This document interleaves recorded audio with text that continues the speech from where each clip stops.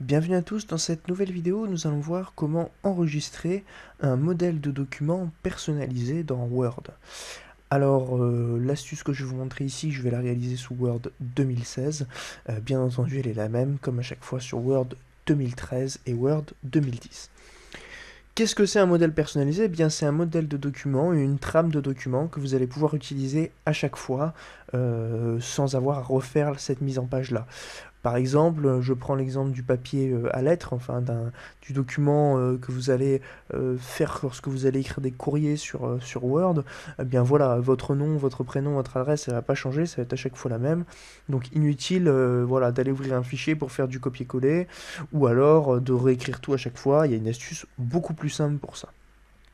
Donc on va créer notre document modèle sur Word.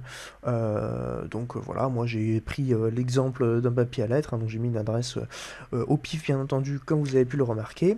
Et maintenant je vais aller sauvegarder ce modèle pour après pouvoir l'utiliser.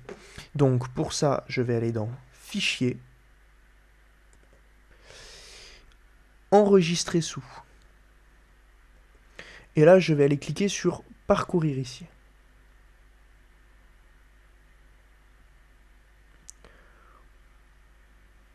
À ce moment-là, on va nous proposer d'enregistrer comme d'habitude.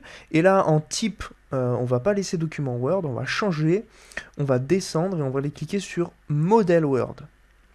Alors là, Office nous ouvre automatiquement un dossier modèle Office personnalisé.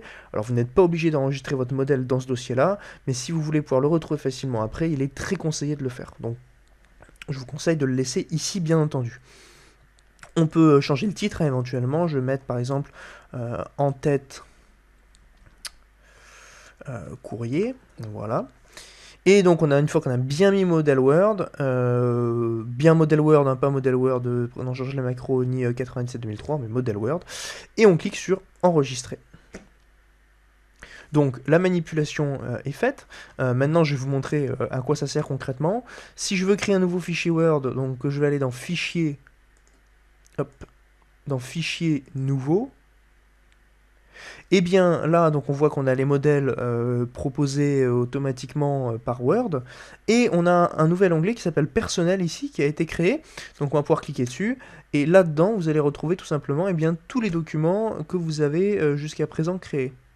Et donc bien là on peut voir qu'on retrouve bien notre en-tête de courrier qu'on a créé tout à l'heure, et donc si je clique dessus,